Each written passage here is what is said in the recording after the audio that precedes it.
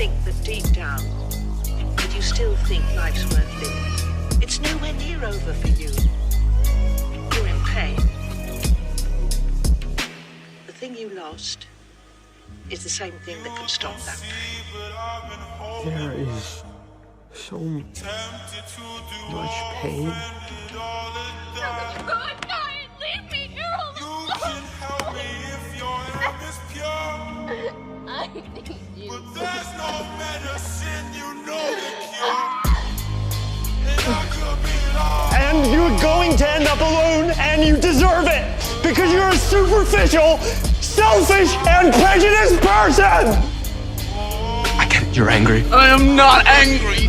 I am in pain, and you put me here. The person who's supposed to love me more than anything. You left me. And I could be lost. I can't breathe. So now it's a lie, a grand deception I've been telling myself. Morning, Doctor. And I can't stop asking myself, why do I hate myself so much?